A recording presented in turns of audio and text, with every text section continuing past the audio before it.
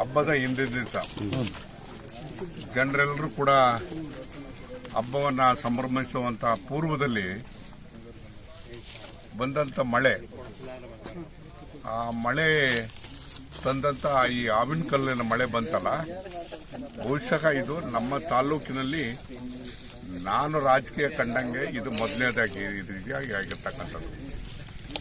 ಇವತ್ತು ನಾನು ತಡುಕ್ಲೂರಲ್ಲಿ ಬಂದು ನೋಡಿದ್ವಿ, 50-60 ಎಕರೆ ನಷ್ಟ ಆಗಿರ್ತಕ್ಕಂಥದ್ದನ್ನು ನೋಡಿದ್ವಿ.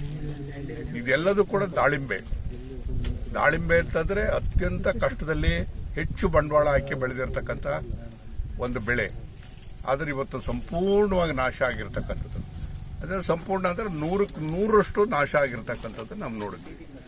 ಇದೇ ರೀತಿಯಾಗಿ ಸುಮಾರು 8 ಹಳ್ಳಿನಲ್ಲಿ ನೋಡಿದ್ವಿ. ಎಲ್ಲ ಕಡೆನೂ ಇದೇ ಪರಿಸ್ಥಿತಿ ಇದೆ.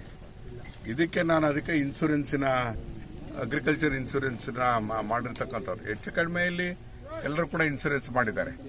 ಇನ್ಶೂರೆನ್ಸ್ ಮಾಡಿದ್ರಾಗೆ ನಷ್ಟದ ಪ್ರಮಾಣ ಎಷ್ಟು 100ಕ್ಕೆ 100 ಆಗಿದೆ. ಇವತ್ತು 10%, 20%, 30% ಅನ್ನೋ ಪ್ರಶ್ನೆ ಇಲ್ಲ. ಆದರೆ ಯಾವುದೇ ರೀತಿಯಲ್ಲೂ ಕೂಡ ಒಂದೇ ₹1 ಲಾಭ ಬರೋದಕ್ಕೆ ಅಲ್ಲ, ಹಣ್ಣು ಸಹಿತ ಕೇಳೋದಕ್ಕೆ ಸಾಧ್ಯ ಇಲ್ಲ. ಹಾಗಾಗಿ ಇನ್ಶೂರೆನ್ಸ್ ಕಂಪನಿಯವ್ರನ್ನೂ ಕೂಡ ಕರ್ಕೊಂಡ್ಬಂದಿದ್ದೀನಿ.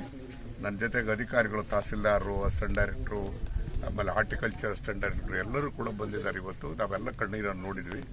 ಬೆಳಿಗ್ಗೆಯಿಂದಲೇ ಎಲ್ಲ ಹಳ್ಳಿಗಳಲ್ಲೂ ಕೂಡ ನೋಡಿದ್ವಿ.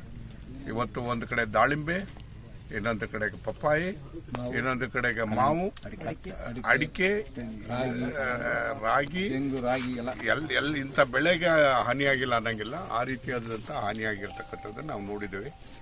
ಈಗ ಅದಕ್ಕೆ ಸಮೀಕ್ಷೆ ಮಾಡ್ತಾರೆ. ಈಗೆಲ್ಲರೂ ಕೂಡ ಸಮೀಕ್ಷೆ ಮಾಡೋದ್ರ ಜೊತೆಗೆ ಯಾರ್ಯಾರಿಗೆ ಇನ್ಶೂರೆನ್ಸ್ ಕವರ್ ಆಗಿದೆಯೋ ಅವರಿಗೆ, ನಾನು ಇನ್ಶೂರೆನ್ಸ್ ಕಂಪ್ನಿಯವ್ರಿಗೆ ನನ್ನ ಜೊತೆಯಲ್ಲೇ ಬಂದು ನೋಡ್ತಾ ಇದ್ದಾರೆ, 100ಕ್ಕೆ 100ರಷ್ಟು ನಷ್ಟ ಆಗಿರ್ತಕ್ಕಂಥದ್ದನ್ನು ಅವರು ಕಣ್ಣಾರೆ ನೋಡಿದ್ದಾರೆ. ಅದೇ ರೀತಿಯಾದಂಥ ವರದಿಯನ್ನು ಕೊಟ್ಟು ಪರಿಹಾರವನ್ನು ಕೊಡುವಂಥ ಕೆಲಸವನ್ನು ಮಾಡಬೇಕು.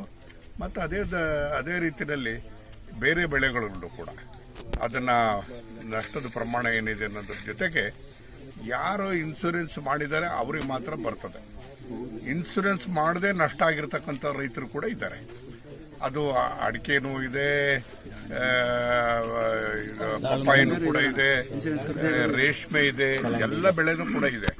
ಅಂಥವ್ರಿಗೂ ಕೂಡ ಇವತ್ತು ಪರಿಹಾರವನ್ನು ಕೊಡಬೇಕಾಗ್ತದೆ. ಅದು ರಾಜ್ಯ ಸರ್ಕಾರದ ಮತ್ತು ಕೇಂದ್ರ ಸರ್ಕಾರದ ವ್ಯಾಪ್ತಿಗೆ ಬರತಕ್ಕಂಥದ್ದು. ಅದ್ರ ಬಗ್ಗೆ ಅವರು ಕೂಡ ಸಂಪೂರ್ಣವಾದಂಥ ಮಾಹಿತಿಯನ್ನು ತಾಲೂಕು ಆಡಳಿತ ಕೊಡಬೇಕು ಅಂತೇಳಿ ನಾನು ಸೂಚಿಸಿದ್ದೇನೆ. ಇವತ್ತು ನನ್ನ ಜೊತೆಲೇ ಬಂದು ಎಲ್ಲರೂ ಕೂಡ ನನ್ನ ನೋಡಿದ್ದಾರೆ. ಅವರು ಅದು ವರದಿಯನ್ನು ಬಂದಾಗ ಸರ್ಕಾರದಲ್ಲಿ ಅದನ್ನು ನಾನು ಉನ್ನತ ಮಟ್ಟದಲ್ಲಿ ಕೂತು ಯೋಚನೆ ಮಾಡಿ ಮಾತನಾಡಿ ಅದಕ್ಕೆ ಪರಿಹಾರವನ್ನು ಕೊಡಿಸುವಂಥ ಎಲ್ಲ ಪ್ರಯತ್ನವನ್ನು ಅತ್ಯಂತ ಪ್ರಾಮಾಣಿಕವಾಗಿ ಮಾಡ್ತೇನೆ.